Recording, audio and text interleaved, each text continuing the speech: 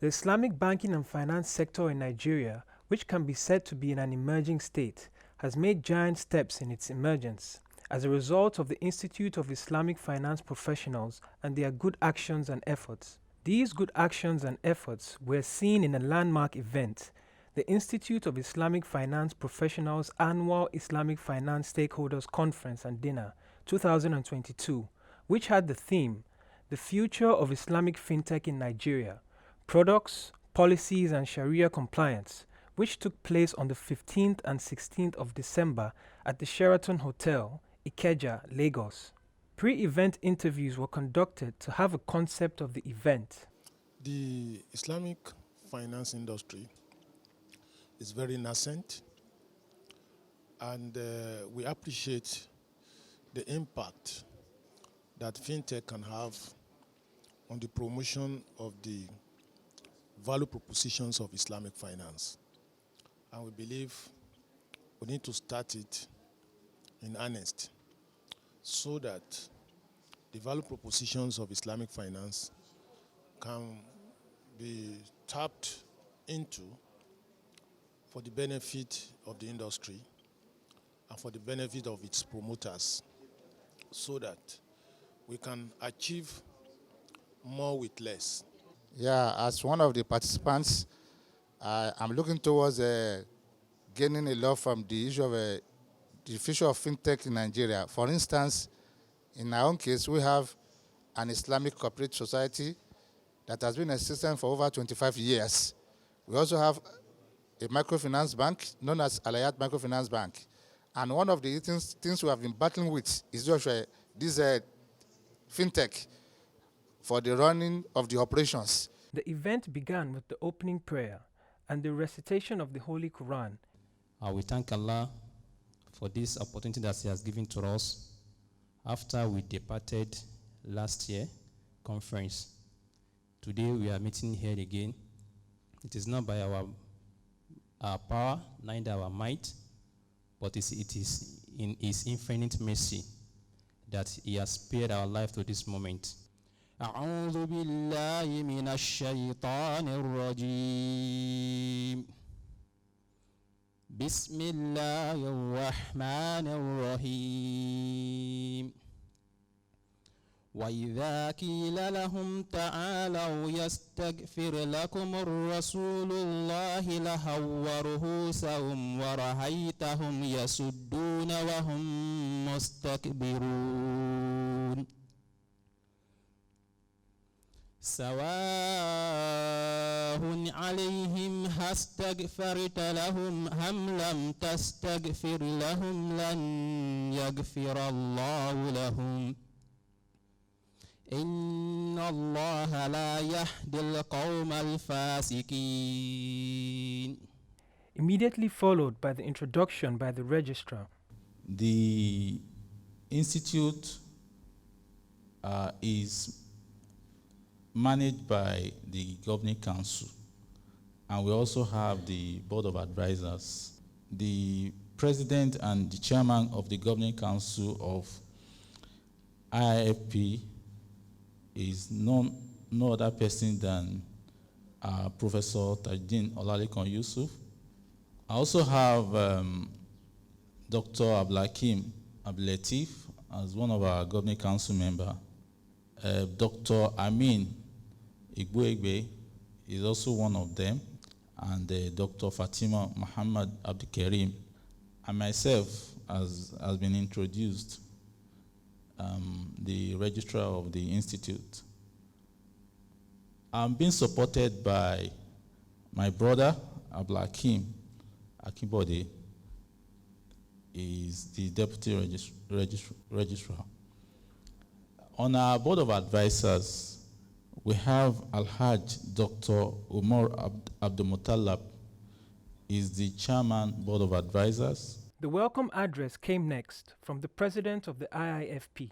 I particularly and specially welcome all of us to this year's stakeholders conference, as well as the dinner and the award event.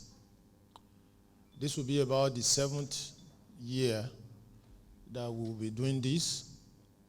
And the main aim of gathering stakeholders around every year is to underscore the need for this nascent industry to synergize, come together, and to propagate and promote the value propositions of Islamic finance. The panelists for the first panel session were invited for a discussion which had the theme Trajectory of the FinTech Ecosystem, after which was a question and answer for the first panel session. What I'm looking at is, what is the state of affairs now?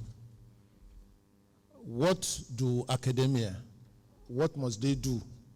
And what must the practitioners also do? What can we do together?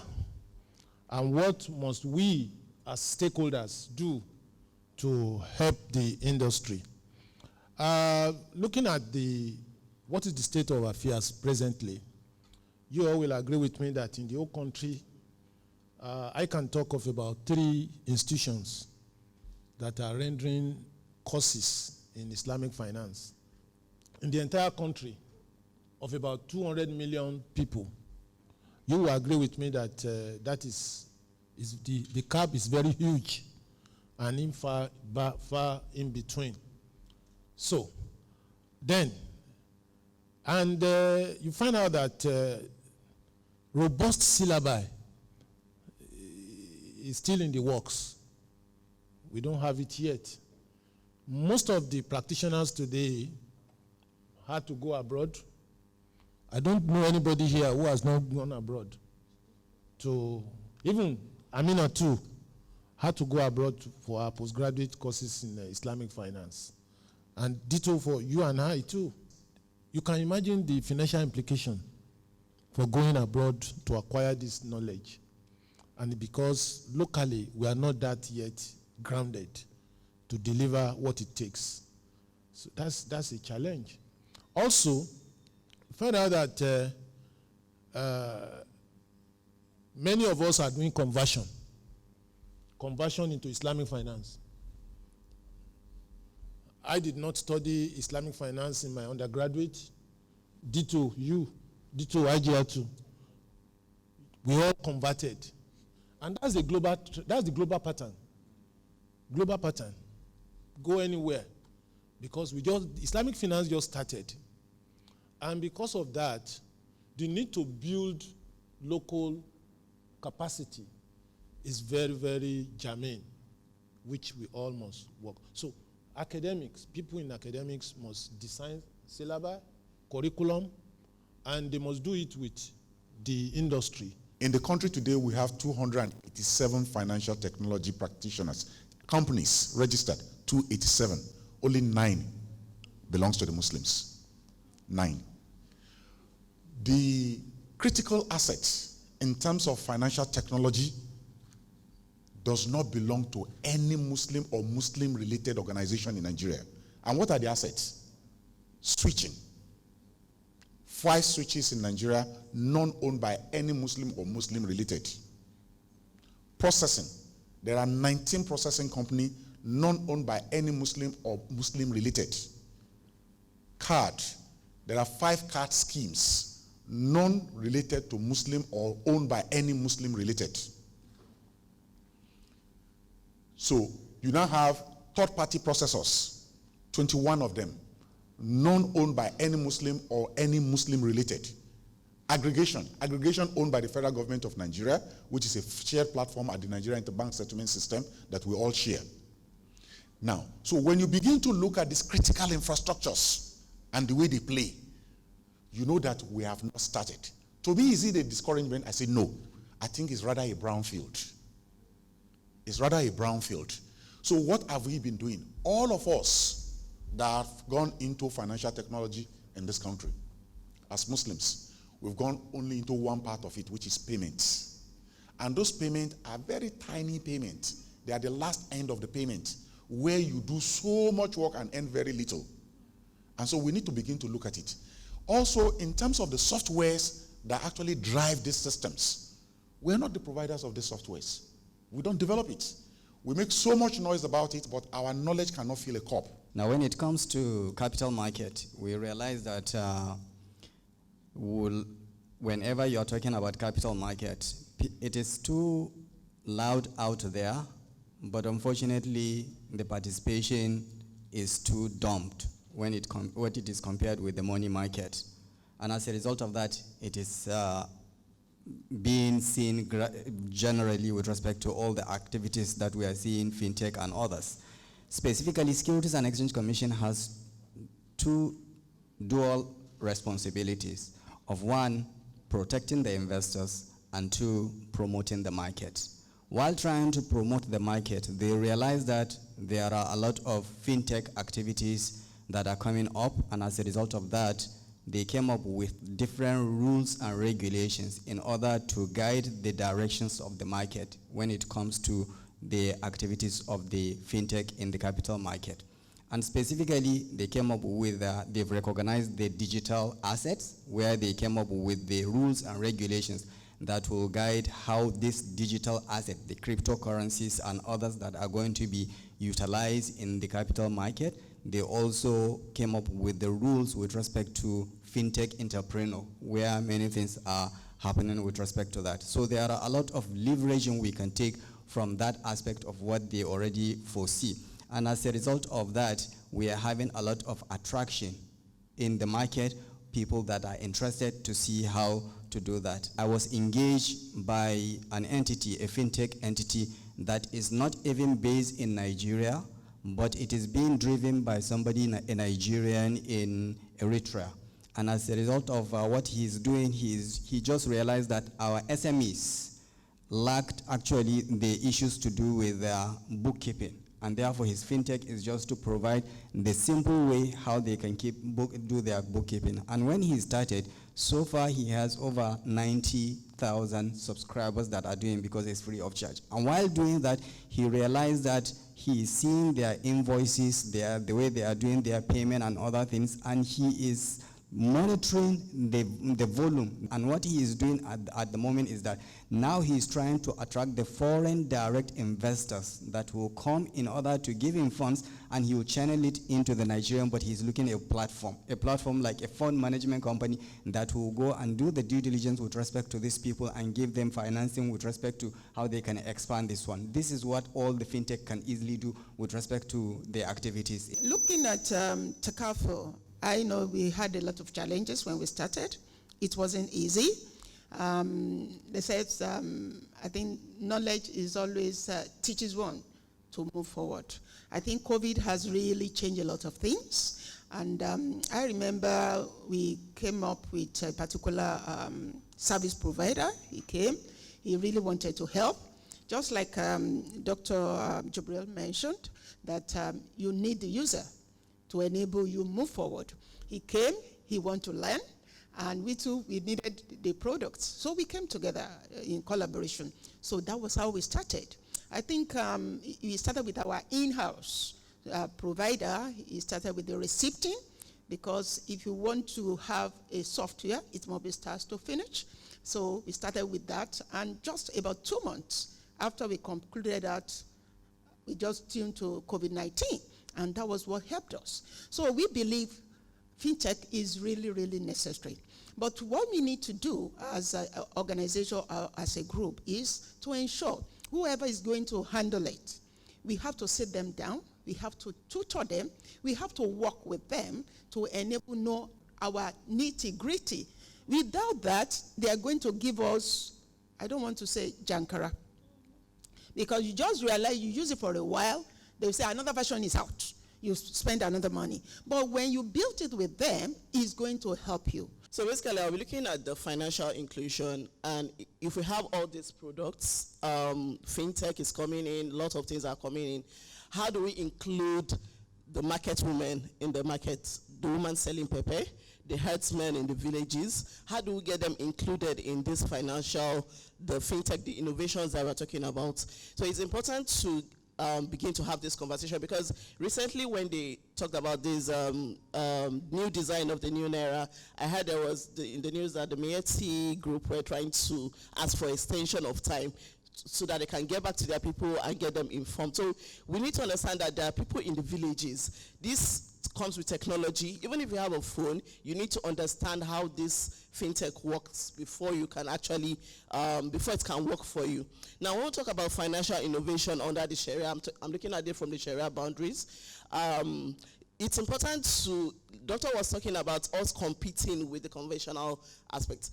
But Sharia has its rules and it has the principles which we must abide with. So there's no cutting corners. There's something they call hiyal, circumventing the rules in order to maybe abide with trying to run away from riba. So there are some scholars that believe that this hiyal, they say there is hiyal that is shari'i and the other one that is haram. So there are divergent opinions on it. So if you believe that you can actually circumvent the rules to innovate a product, now how do you now make it so Sharia compliant that it will now fit in as a Sharia product and not just a product that you want to use to cash out? You understand? We're not just cashing out. We also need to understand we're doing Islamic finance, right? Even though we're in a bigger competition with a bigger force. Yes, Islamic banking and finance is just 10 years old, but we need to do it right from the beginning so that we can grow from there. One of the major challenges that hinders innovation of Islamic finance products are the Sharia scholars. Now, let me tell you this. You can never put regulation ahead of innovation, except if you are asking for a doom. You can't grow. The first thing you do is you innovate. Sharia scholars should stay by the side and then check it and make sure it complies. That's their job. That's their job. You don't stop innovation. You don't do that. You innovate and let them put it. The trouble they have today is that this guy wants to code, he also wants to comply. Does he know anything about Sharia? He doesn't. Let the Sharia man say, this is the way to comply. Let him do his own job. You do your job, then we meet at a point. Then we have a compliant product. We should know that the capital market of Malaysia alone contributes more than, of course, is more than 60% of the total market capitalization of that of the entire market. So meaning actually that is where the entire world is going. Now again, I want to just give us a little reminder with respect to Prophet Muhammad sallallahu alaihi wasallam. When he migrated to Medina, he found the people of Medina doing salam transactions on dates. And of course, when he asked them how they are doing it, they explained to him that we usually collect money today as price of the dates, and we deliver it in the future. And he said, okay, so when you are going to do that, make sure that you know the exact characteristic of this date, the date you are going to deliver it, and make sure he actually like almost Islamized this particular transaction they were doing. So there is no problem if we take the lease contract that conventional banks are doing. We look at the loopholes in it that is making it not Sharia compliant, and we change it to Sharia compliant. There is no problem. The Federal Mortgage Bank of Nigeria is doing rent to own at the moment, and in their rent to own, if you take their agreements, you will see that probably they are putting maybe 2 contracts together. There is no harm if we take it and said, okay, you cannot just put two contracts together, the lease contract as well as the sales contract together. You cannot do that. So we just Islamize it. There is no problem to do that. So we can innovate with respect to that aspect. Now the issue to do with Ponzi scheme that we said, of course, how we can easily understand or identify the Ponzi scheme is to look at the mouth-watering returns they will be claiming, they will be giving you.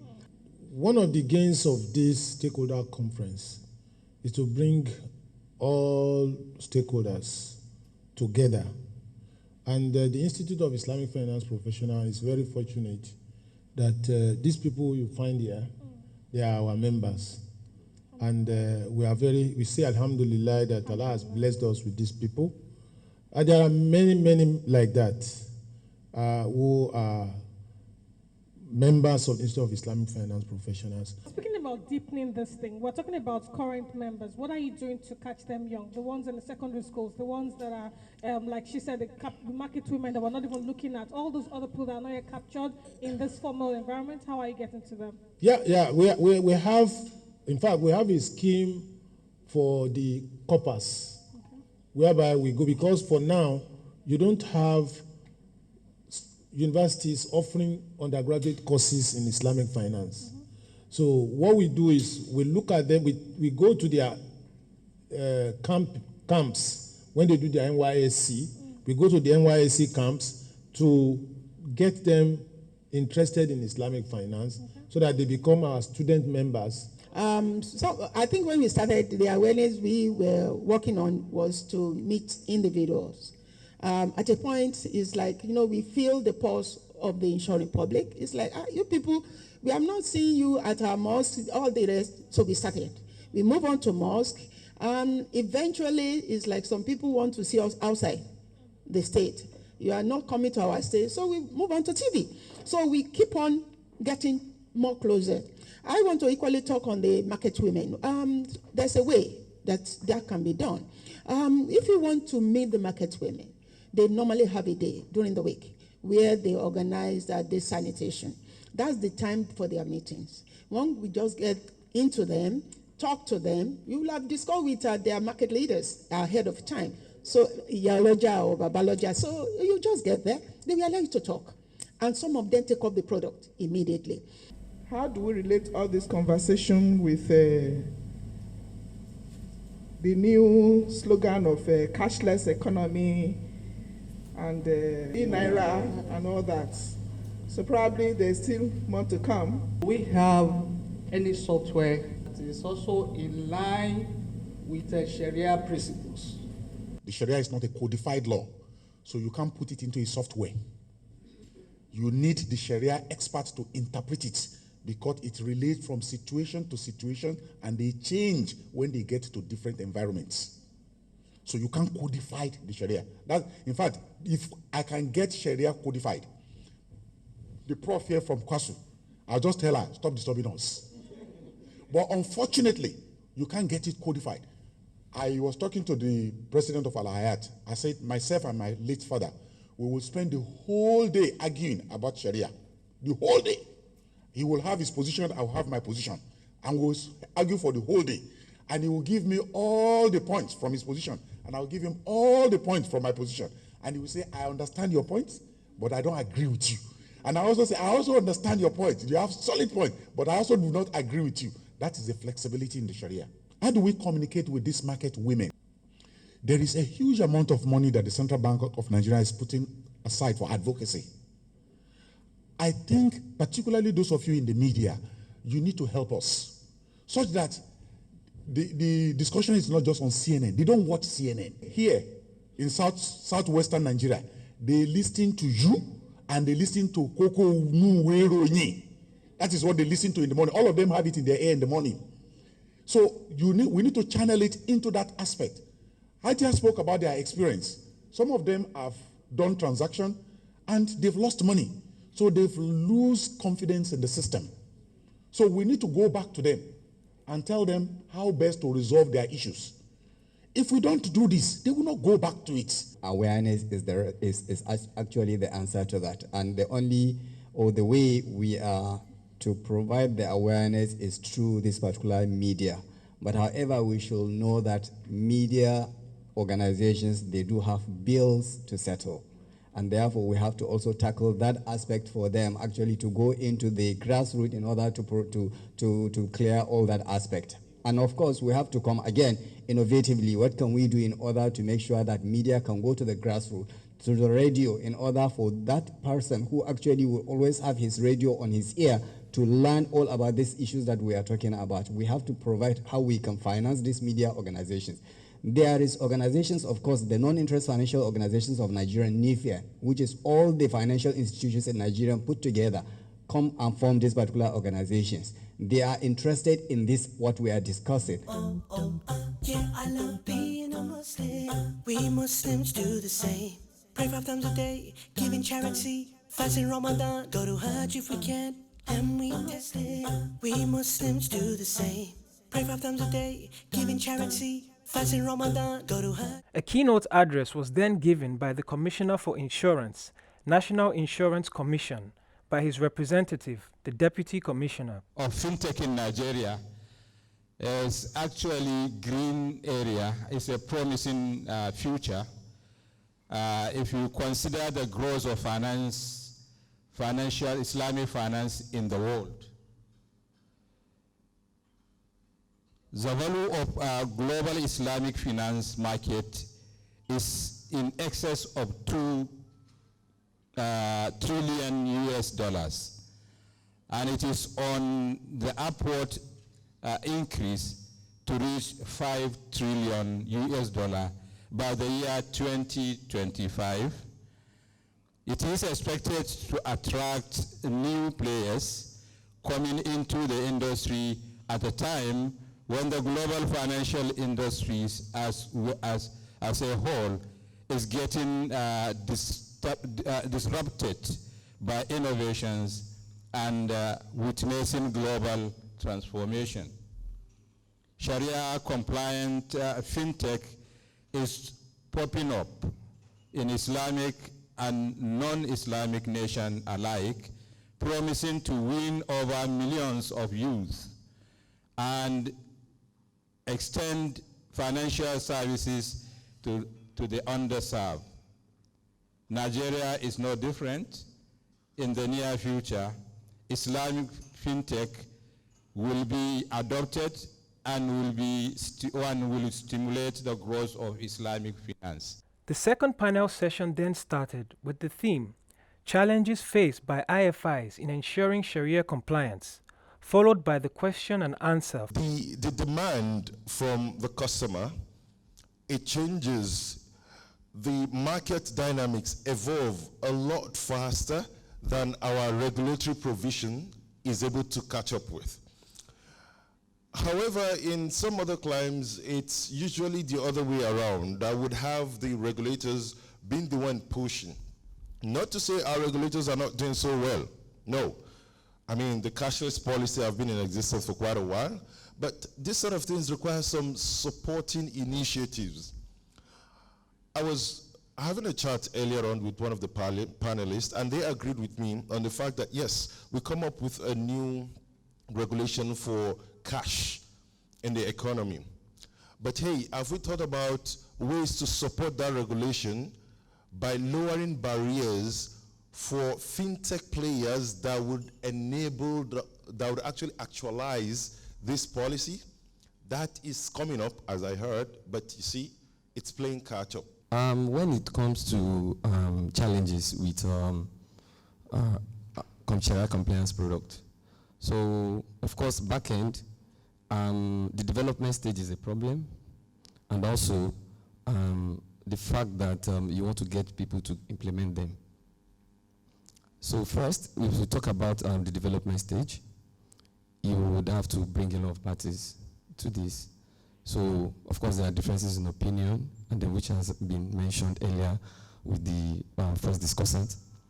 But another thing that we face is after bringing these parties together to ensure that this is going to be done, you now have to start looking at other conditions that are tied around the product itself, the technological phase, the sales phase, and all. Of course, concentration are always given to the sales agents, because of course they are going to be the one that will sell. So if we get feedback from them, and then we ensure that these things are noted. But at the same time, there's always there was always a distraction between the sales and the back-end guys. So as a finance guy, all I want to get done is how this thing is being recorded. I think what is also very important is that we look at it from what do they do today with the fintech, right? Strategic partnership with the fintech. And we have to commend IIFP for organizing this program, because what operates outside the Islamic finance institution is you see the banks, the conventional banks competing with the fintech. However, what we are seeing happening here today is we're seeing how do we want to work with the fintech, right, to scale partnership. It's important for the bank management to take this as an important area that they need to put a lot of budget into. They need to budget for training of staffs. So I worked in Jais Bank before, and I can relate to the kind of things marketers will do, and then it will now bounce back on the Sharia scholars, and they'll be like, is the Sharia scholars that are not making the products to fly and all that? So it's important that we begin to train the marketers. I understand that a lot of people are just coming into Islamic finance, not necessarily because they have the knowledge, but because that's the market that is available. So we need to train them. We need to ensure that they are also in line. Whatever Sharia scholars are, whatever they believe in is also what marketers believe in. If you're at par, then there are always going to be issues. Now, on the other side of the customers, he was talking about if they are willing to pay for a higher product, because Sharia compliant products will generally be more expensive than the conventional part, especially when we are talking about moving to equity financing modes, which I am one of the subscribers to that. I believe so much in it. My PhD Sukuk research, that was one of my findings, and we need to move away from debt products and go to the equity product, because that's basically where the Sharia compliance really is. So now we need to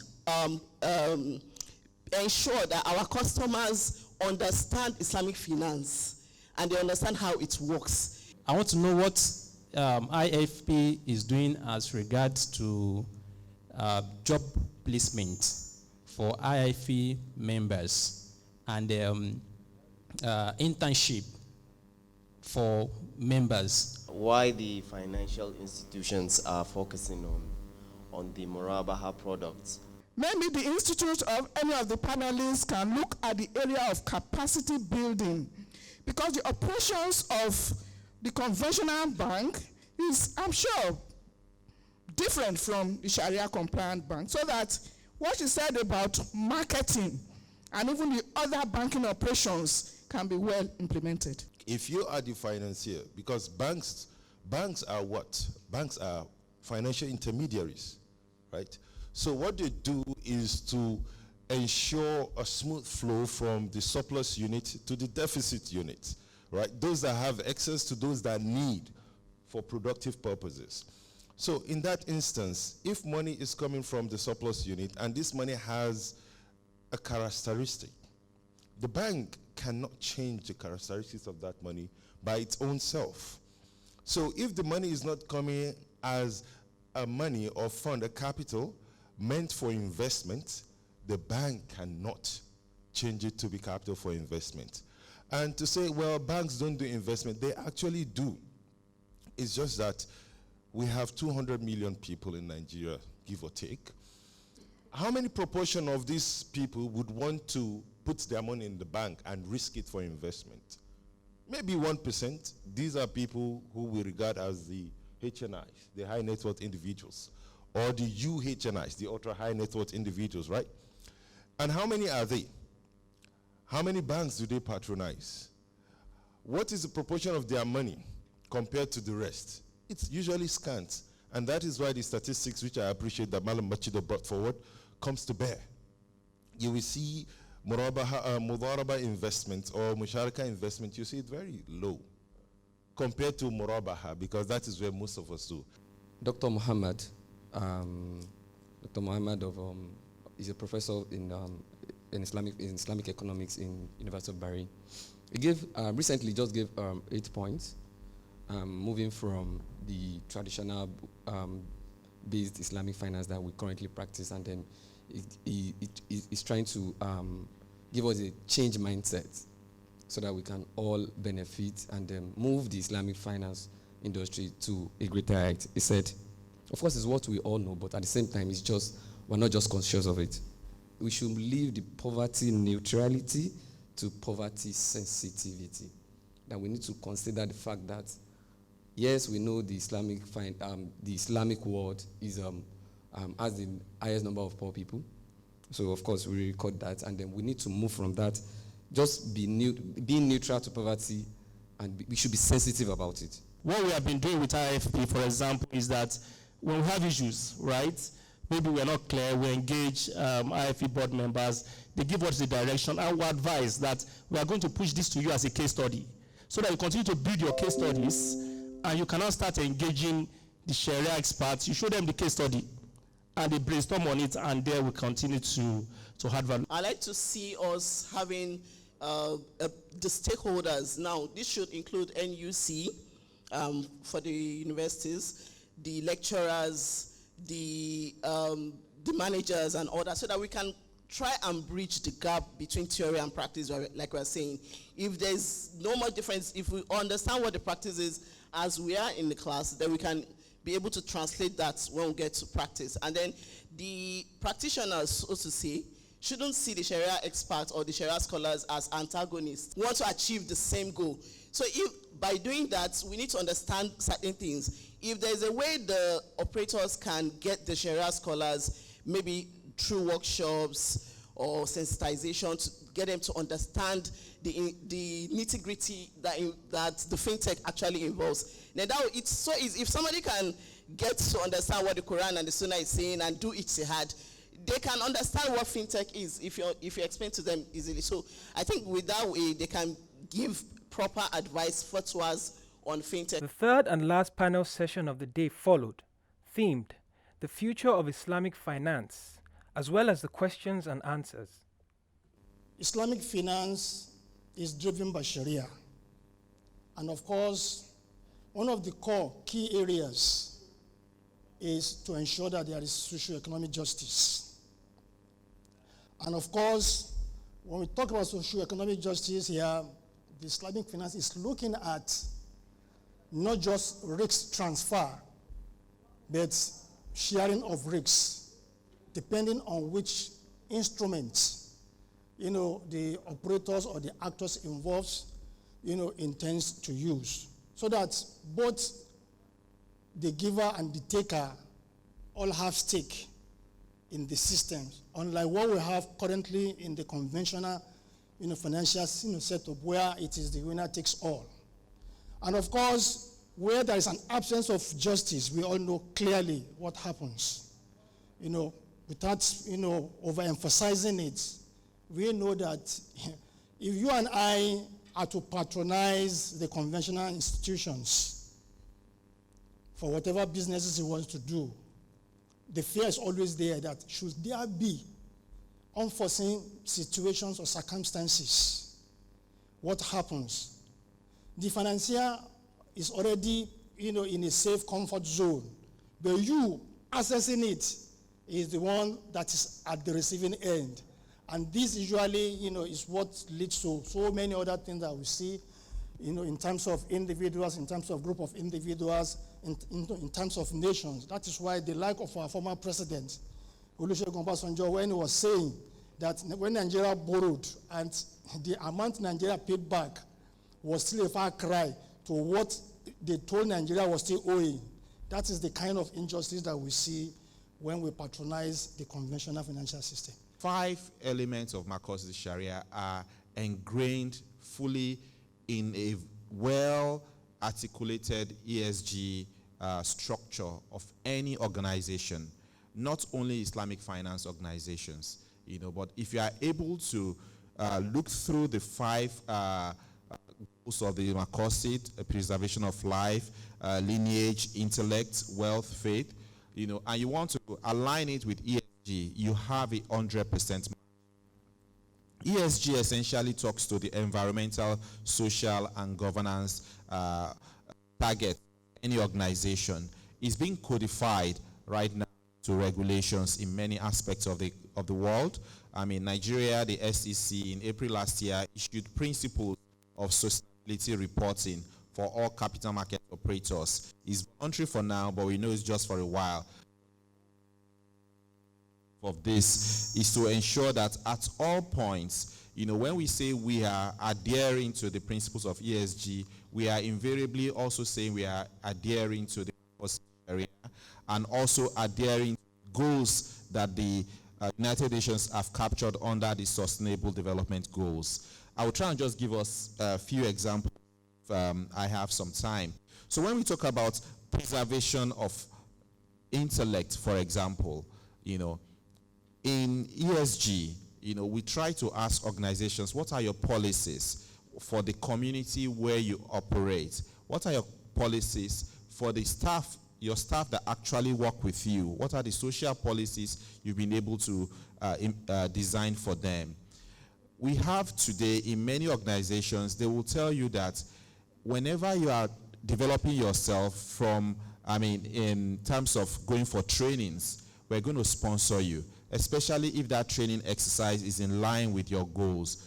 For any Islamic finance organizations, you find out that if you are doing, whether it's IIFP, you are doing IOFI certifications, they tend to pay for it.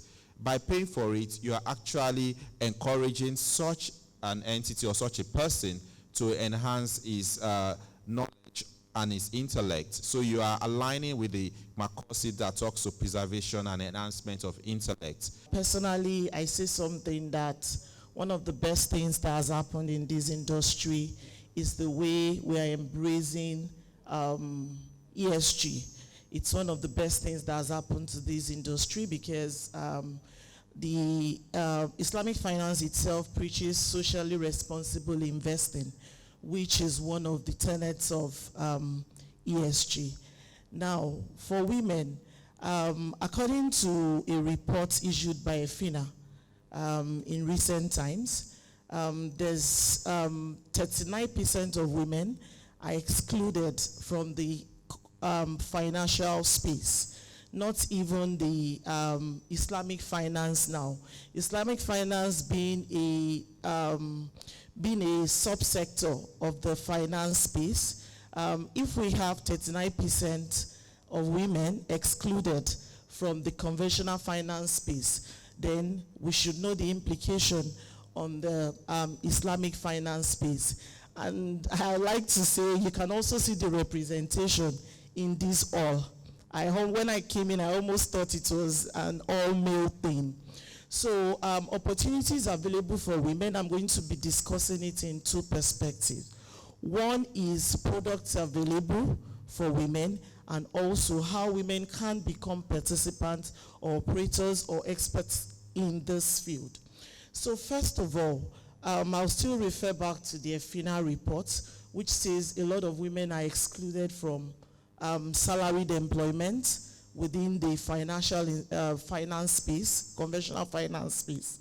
And also, that also dovetails to the Islamic finance space. So one major thing that women should look out for here is to build up confidence and also develop the relevant skills and expertise that will be needed in this growing path. Because of the kind of environment where we are, where everything is highly volatile, so many uncertainties, and looking at the business environment is something that you cannot also predict.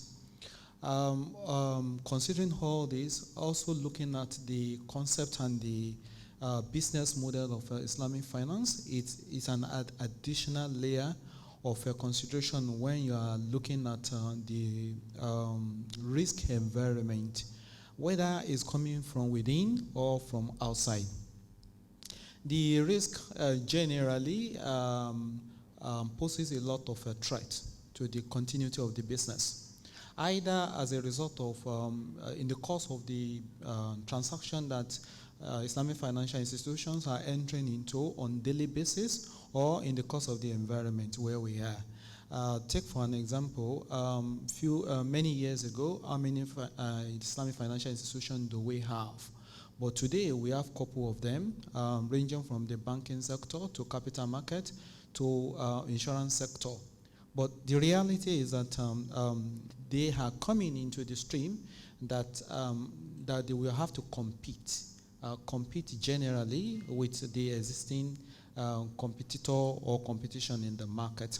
So in the course of doing this, they need to be sure that the business is not only set up on a very solid footing, but is also positioned in a way that it can compete. I think the critical bit, and I will mention about 2 or 3 areas, One, my brother here has talked about the need for liquidity in the industry, which is something that the Islamic finance industry does not really have right now, especially amongst banks and the other capital markets. And through the NIFIAN and a lot of engagements are going on with the ACE of all the capital markets operators, the banks, to try and find some arrangement around liquidity for the industry. One of the strategies that we've currently put in place amongst the operators, especially with regards to the Islamic social finance in Nigeria,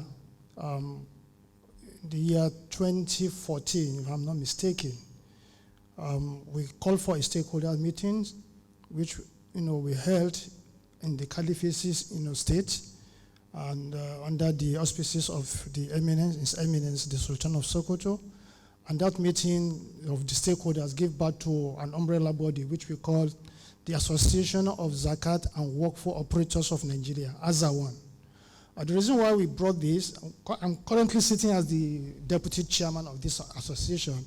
One of the reasons is for us to be able to, like I did mention, harmonize and then synergize. That there should be a synthesis of efforts, by these various operators, so that we'll be able to look at what are the priority areas vis-a-vis the SDGs goals that we have, and we've been able to identify about 11 of those areas, so that if an organization is doing something, it should not again be repeated by another organization, so that we can have an impactful interventions. There's a report by UNESCO that over 10 million girls are out of school at the moment. So before we can have a good representation of women, we even need to look at the source, the pool that we want to take them from. It's not just about having female representation, it's about getting competent and people that can actually do the job.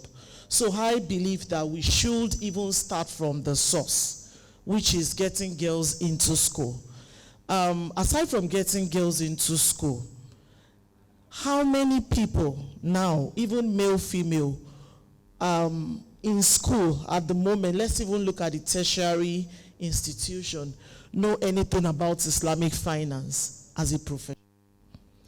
We need to do a whole lot around awareness. Awareness is very, very key. Maybe we have to go do career fairs in school. I didn't really know anything about Islamic finance until like 3 years ago. And I just stumbled upon it, and I was like, okay, I've been doing all these years. Let me do something different. The Muslim man has a lot to do in a lot of ways, like what my sister said. Number one, you said the girl's child should go to school. The girl's child here, especially in the Southwest, they will get to school, they will get the qualification, the required qualifications and everything. At the end of the day, they will be discriminated against with hijab. Looking for a job, they won't get that job, and they will be stranded. Some of us, we have been victims, is one of the reasons why we said, okay, we'll be in the forefront and stay on our own to help others. Unless we want to live in denial, that is actually very valid. And some of us that, as we move up in our careers now, we should be able to encourage our organizations to ensure that the policies are inclusive. I had a discussion with my my fellow sisters there about why you should discriminate against someone using hijab.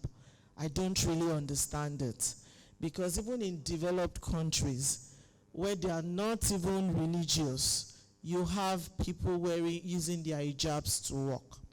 So one of the things we need to do as Muslims and as we move up the ladder is to ensure that there are right policies in place to address these issues. Because as far as I'm concerned, they are just biases that has no substance. You have somebody that can perform the job, and I think this is actually the best time to push out those policies. you agree with me now that it's more of the employee markets because of the staff attrition. Then people, you interview people now and they are dictating their terms, that they want the jobs to be remote. So this is actually the time we can push that and ensure that we have inclusive policies. How somebody dress, I don't think it affects the person's output. Jais Bank currently have a partnership arrangement with the Islamic Development Bank on a project called Brief. Basically, what it's all about here is to support the small and micro, medium micro enterprises dedicated for women. So men are completely excluded. It is not discrimination, but it is a way of empowering the women, to be able to stand on their own. The first day of the event was then wrapped up by the president of the IIFP. The discussions are not going to end there. We're going to take the discussion forward. We've got to also begin to network.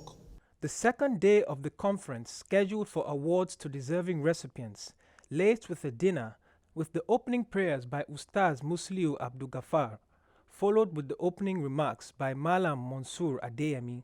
We thank Almighty Allah for all the favors He has given to us today, from when we started planning, from the board member up to all our members that give us support for this event that all of us are witnessing today. I'd like to welcome us to this dinner, the dinner of the Institute of Islamic Finance Professionals. I'm very happy to be here. The presidential remarks by Professor Tajuddin Yusuf highlighted some achievements of the conference, among which are the mobile app, soaring membership and presence in Abuja, among others. I just want to reel out to you some of the achievements we made this year to whet your appetite of what to expect in the coming year. Alhamdulillah, this year has been quite very interesting for the Institute, despite our meager resources. The first achievement is that our members continue to show their appreciation and their commitment to the Institute. I'm very happy to report that as our achievement this year.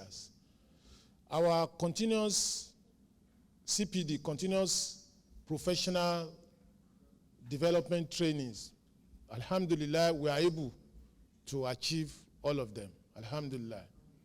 Also, the membership is growing, and inshallah, it will keep growing, inshallah. And what people will say is, we didn't know you are there. And I promise that, inshallah, in the coming year, with the launching of the mobile app of the Institute, you'll get to see more visibility for the Institute this year. The lovely evening, laced with high level of networking, provided a platform for some of the partners to make presentations to the participants.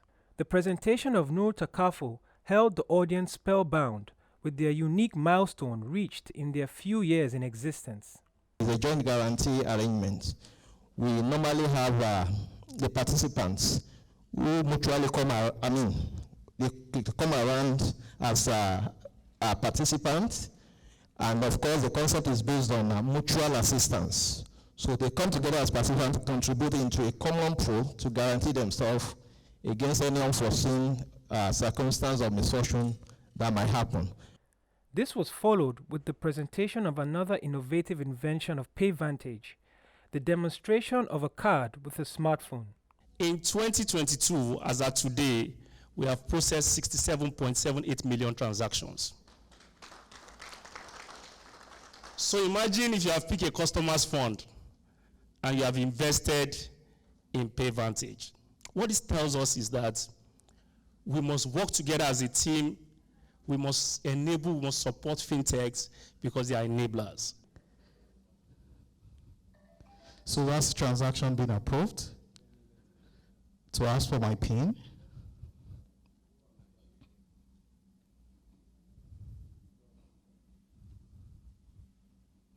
And there you go. So this time I say SMS. All right, so it can then put in the SMS, and the SMS that he puts there will receive. He emphasized on using tech to raise funds for the Ummah. The IFP mobile app is our own personal learning management application for IFP members exclusively. Exclusivity is there. So before you can be on board this app, you have to be a member. Now, the first thing is for you to register and log in. But where do you register? How do you register? All you need to do is to go to the mobile store, go to the Play Store. You can go there now. Go there. Go. From your mobile phone, yes, you are going to search for IFP mobile app. You are going to find it there. You see our logo there, and you can download. When you are logged in on this app, before you can go in, you must subscribe. It is going to tell you, make your subscription. Dinner was served, culminating into the awards and presentation of plaques in different categories of admittance into the Hall of Fame. First was the corporate, the individual, Islamic Advocacy Awards, Islamic Finance Advocacy Awards, and the IIFP Outstanding Members Award. The beautifully adorned plaques were presented to the recipients by the president of the IIFP. I hereby present to Nur Takaful Insurance Limited the Islamic Takaful Insurance Impact Award at this annual Islamic Finance Stakeholders Conference and Dinner today, and we pray that Allah subhanahu wa ta'ala will continue to support you and continue for you to be good ambassadors for Islam in this country, particularly in this area. Congratulations. We honored 117 Capital Limited as the Islamic Capital Market Impact Award at this year's annual Islamic Finance Stakeholders Conference and Dinner. May Allah continue to support you. Congratulations. Thank you so much. Thank you so much.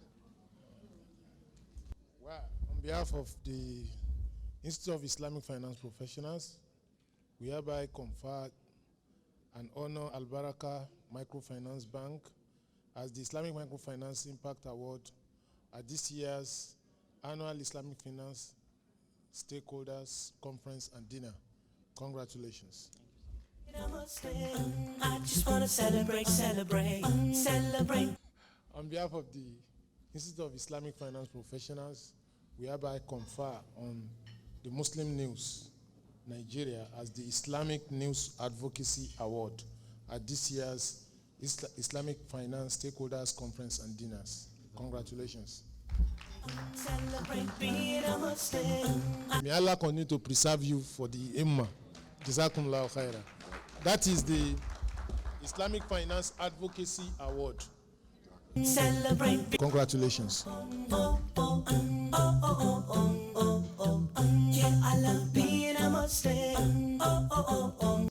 We hereby confer on you the Jais Takaful Insurance PLC as the Islamic Takaful Company of the Year. Congratulations. Celebrate being a Muslim. I just want, I love being a Muslim. We Muslims do. The joy and fulfillment of any organizer is the success of the event. In her vote of thanks, the chairman of the organizing committee, Hajia Wasila Olariwaju Odeshino, appreciated all for the success of the program. I would like to thank all the committee members, especially the sub-head in person of Mr. Abdulgafar for the budget committee, Mr. Tijan, Mrs. Momo Hadoge, Mr. Tumishi, and Mr. Ayolorin. I would like to thank him very much.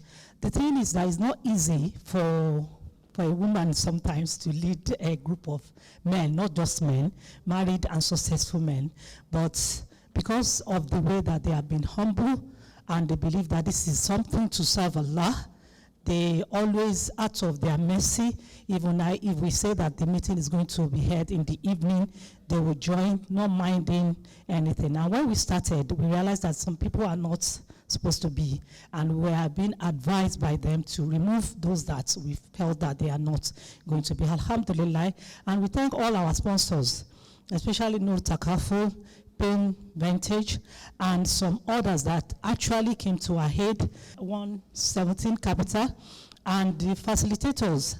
There are some that it was difficult to get them. We have to be calling them, but there are some that they made the journey very easy.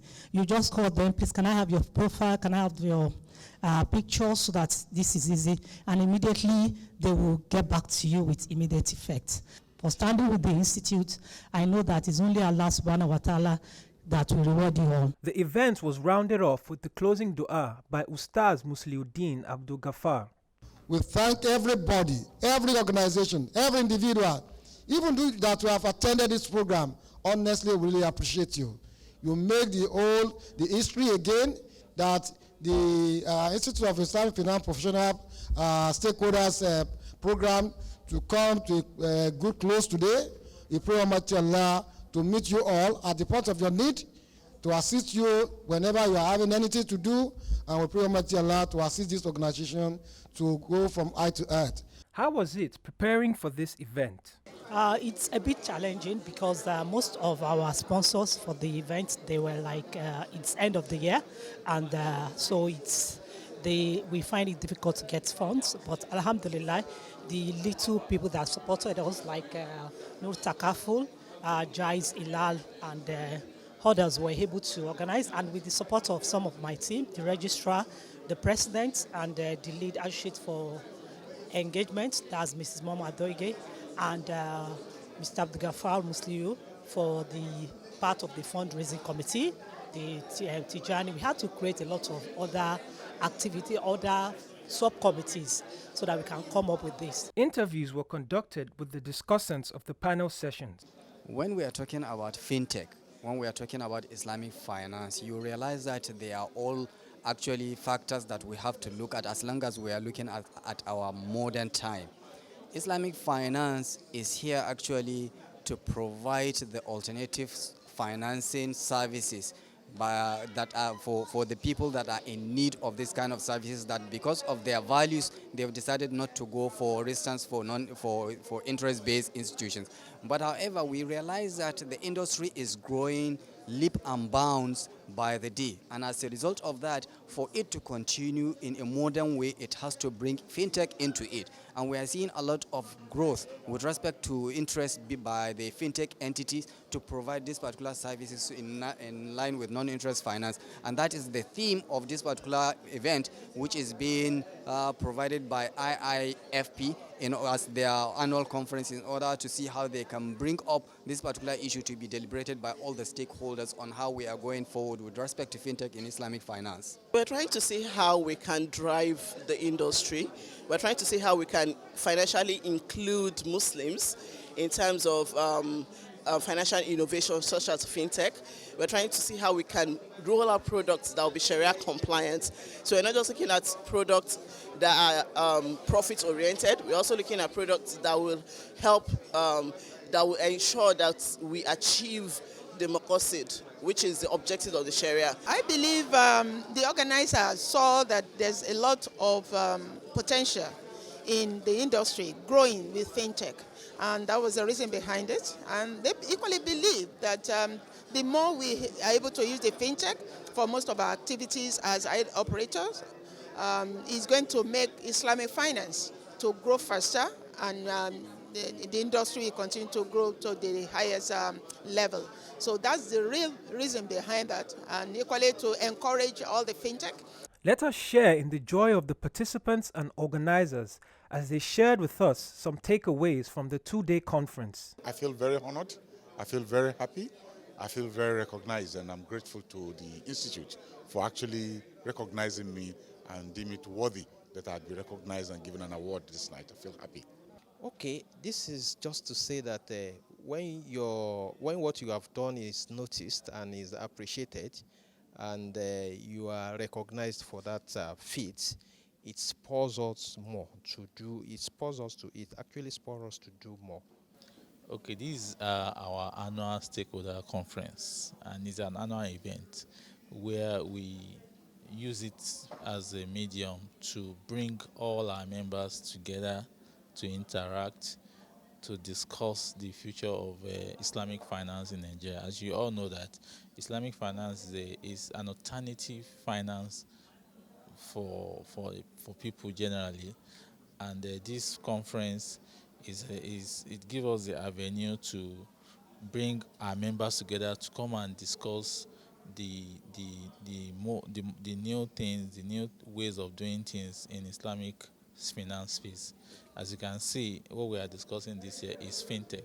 We have done this to showcase ourselves, what we are out for, what we are doing, to first of all motivate our existing members and to also attract new members to come and join us. AIMS Media Team wish IIFP Barakallahu Fi.